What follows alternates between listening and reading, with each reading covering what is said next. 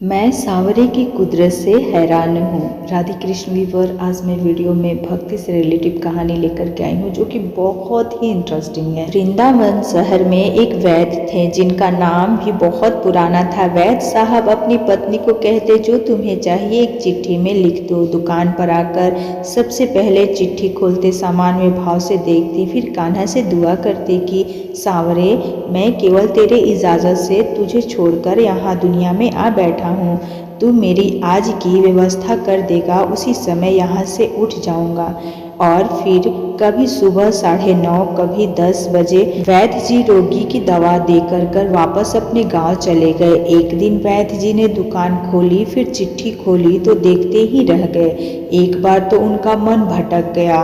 उन्होंने अपनी आंखों के सामने तारे चमकते हुए नजर आ गए, लेकिन जल्द ही उन्होंने अपने मन पर काबू पा लिया।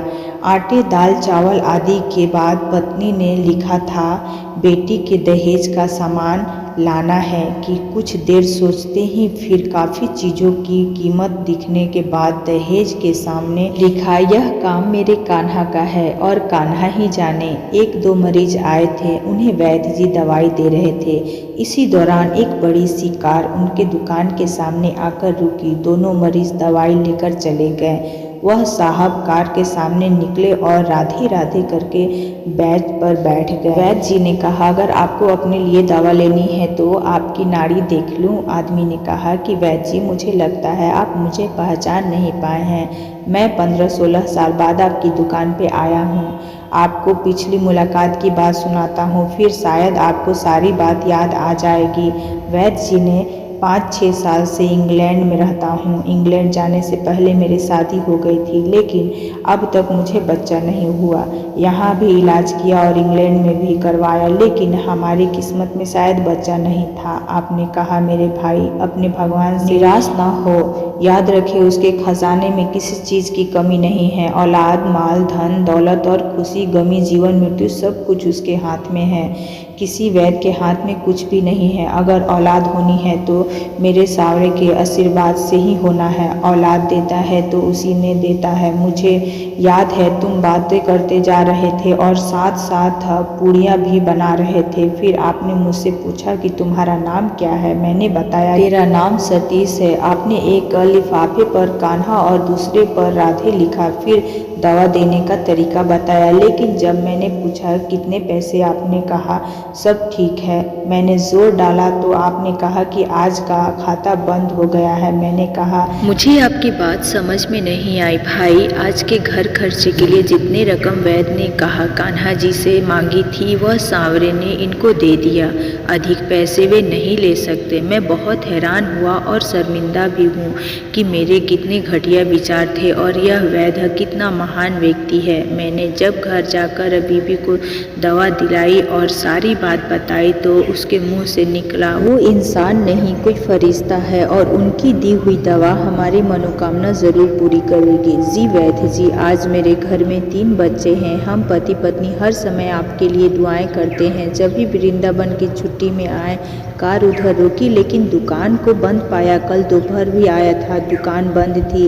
एक आदमी पास ही खड़ा हुआ था। उसने कहा कि अगर आपको वैद्य जी से मिलना है तो सुबह 9 बजे अवश्य पहुंच जाएं, वरना इनके मिलने की कोई गारंटी नहीं है। इसीलिए आज सवेरे सवेरे आपके पास आया हूँ। वैद्य जी, हमारा सारा परिवार इंग्लैंड में बस चुका है। केवल एक विधवा बहन अपनी बेटी के साथ वृंदावन में रहती है। हमारी भांजी की शादी इस महीने, इसीलिए मैं सवेरे सवेरे आपके पास आया हूँ। वैद्य जी, हमारा सारा परिवार इंग्लैंड में बस चुका है। केवल एक विधवा बहन अपनी बेटी के साथ वृंदावन में रहती है। हमारी भांजी की शादी इस महीने की 21 तारीख को होनी थी। इस भांजी की शादी का सारा खर्च मैं अपने जिम्मे लिया था। 10 दिन पहले इसी कार से उसे मैं पानीपत अपने रिश्तेदारों के यहाँ पास भेजा कि शादी के लिए जो भी चीज़ें चाहिए खरीद ले। उसे पानीपत जाते ही बुखार हो गया, लेकिन उसने किसी को नहीं बताया। बुखार की दवा खाती रही और बाजार में फिरती रही। बाजार में फिरते फिरते अचानक बेहोश होकर गिर गई। उसे अस्पताल ले गया। बेचारी इस दुनिया से चली गई। इसके बढ़ते ही न जाने क्यों मुझे और मेरी पत्नी को आपकी बेटी का ख्याल आया। हमने और हमारे सभी परिवार ने फैसला किया है कि हम अपनी भांजी के सभी दहेज का साथ सवार आपके यहाँ पहुँचा देंगे। शादी जल्दी है तो इंतज़ाम खुद करेंगे और अगर कभी कुछ देरी हो तो सभी खर्चों के लिए पैसा आपको नकद पहुँचा देंगे। आप कृपा करके मना मत करना, अपना घर दिखा दे ताकि सारा सामान वहाँ पहुंचा दिया जा सके। वैद्य जी हैरान परेशान हुए बोले, सतीश जी आप जो कुछ कर रहे हैं मुझे समझ नहीं आ रहा, मेरा इतना मन ही नहीं है। मैं तो आज सुबह जब अपनी पत्नी के साथ ही लिखी हुई चिट्ठी यहाँ आकर खोलकर देखा तो मिर्च मसाला के बाद जब मैंने ये सब पढ़ी, बेटी के दहेज का सामान तो तुम्हें पता है, मैं क्या लिखूं, आप खुद यह चिट्ठी ज़रा देखें। सतीश जी यह देखकर हैरान हो गए कि बेटी के दहेज का सामान लिखा हुआ था। यह काम कान्हा ही जाने। सतीश जी यकीन करो, आज तक कभी ऐसा नहीं हुआ था कि पत्नी ने चिट्ठी पर बात लिखी हो और मेरे सावरे उसका उसी दिन व्यवस्था ना कर दिया हो। सारे बोलो राधे राधे। आपकी भांजी की मौत का मुझे सदमा है, अफसोस है, लेकिन मैं सावरे की कुदरत से हैरान हूँ कि वे कैसे अपने काम दिखाता है। तो ऑसम शॉर्ट्स भक्तिमय कहानी आप लोगों को कैसी लगी प्लीज़ कमेंट में लिखना ना भूलें। मिलते हैं नई वीडियो में नई कहानी के साथ। धन्यवाद।